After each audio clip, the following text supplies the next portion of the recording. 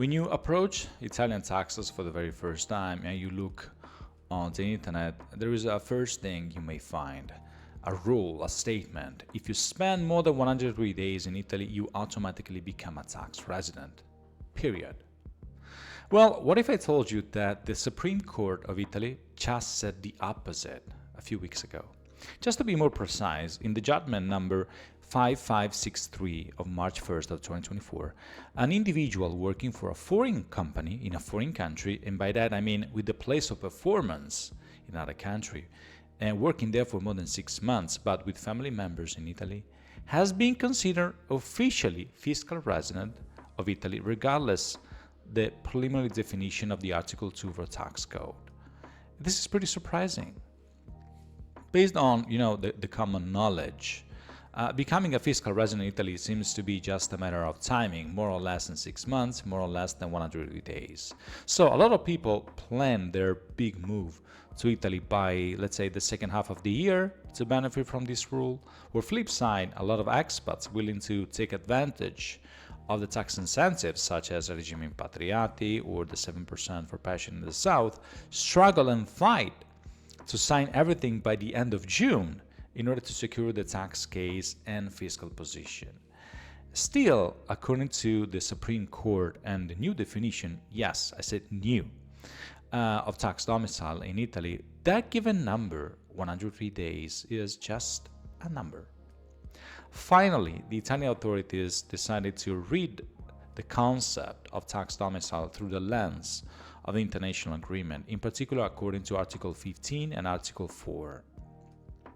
In a few words, it doesn't matter how many days actually you spend in or out of our country. What really matters, what really triggers liabilities in general, is where your ties are, where your center of your life is, where your family is, and so on.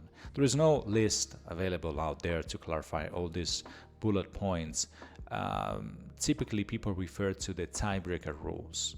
You may spend 183 days in Italy, 190 days in Italy, and being considered a tax resident of another country.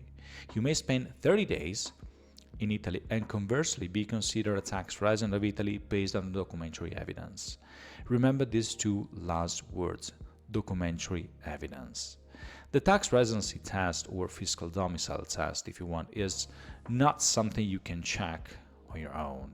It's a complex analysis of your whole fiscal case, your sources of income, your assets, your pension retirement accounts. Making the mistake of assuming by yourself that just a pure 103 days can secure a tax bill in Italy is a horrible mistake.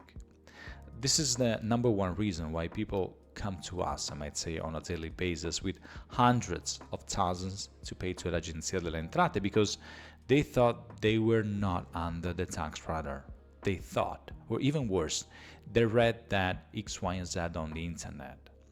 The permanent establishment test, mainly used within the European Union, the tax residency test, and the fiscal domicile checkup is not like a test with yes or no questions.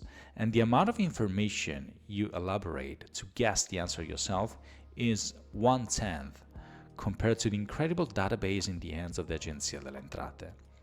And believe me, they get more and more information about you thanks to the common reporting standards and information exchange agreement between countries all over the world. They already know who you are, who you work with, where your money is. Like a blood test, the tax residency analysis can tell you how much taxes you owe and where. It can reveal flexibility in your plan. It could potentially give you the freedom to stay in Italy longer than 103 days with no liability at all. If you trust people out there who summarize hundreds, thousands of laws and regulations with a simple more or less than 103 days, you are closing all the doors in your tax life in Italy and you're gambling with the Italian Review Agency.